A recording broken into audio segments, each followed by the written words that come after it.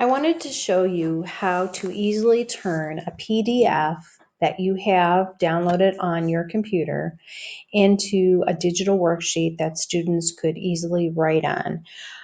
The way you first do that is load up the PDF.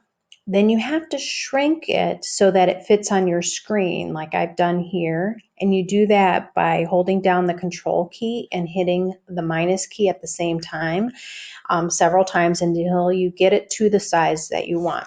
Once you get it to the size you want, then you have to make a screenshot or clip it out. There's a couple different ways that you can do that. You can load an extension that lets you do screenshots. Awesome Screenshot is a good extension that you can use. Or you can use, if you're working on a Windows machine, the clipping tool. Okay. I'm going to use my clipping tool. I have it, or my snipping tool. I have it on my toolbar right here. But if you don't have it locked to your toolbar, what you would need to do is type the Windows key and then search for the snipping tool under S.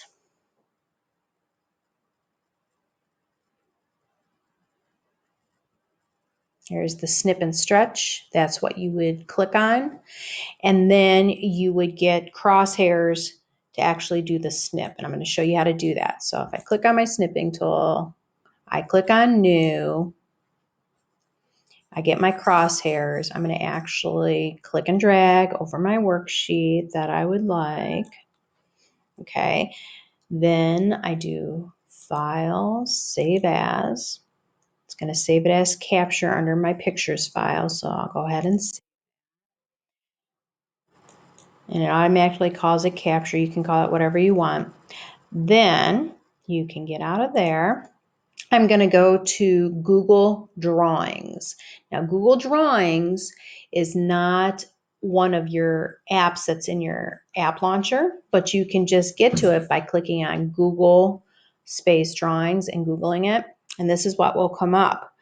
Now, we need to set this up to be the size of a regular page. So I'm going to go under File, Page Setup, click this down arrow, and I'm going to choose Custom.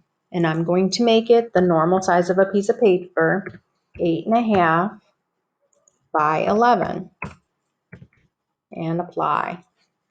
All right, so now it's the regular size of a piece of paper. I'm going to come up here and give it a title. I'll just say practice, but give it a good title with your naming convention so you can find it again. All right, so now I need to take that picture that I created, which is a JPEG, and insert it here. So I'll go to my insert tool, go to images, and I'm going to upload from the computer. And I'm going to go ahead and search under my pictures. And I called it capture. There it is. It's a PNG actually, not a JPEG. Open. And there's my worksheet. I'm going to stretch it to be the size of a piece of paper. You want to make it as big as possible so the students will be able to read it. All right, center it. Okay, so now I want to check it out. I can go to view and zoom in. It fits at 51%, so we're going to go to 100. So this way we can see it. Now, it may not be as clear as possible, but it's still, the students can read it and they can go ahead and fill out your worksheet.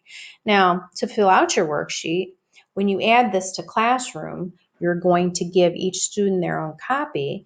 And then when they come in here, all they have to do is use the tools up here to write on the worksheet. Okay. So maybe up here, if you want a text box, if they need to write something, you can click on a text box and include a text box. Give you a cursor, and then you can go and add your type in information.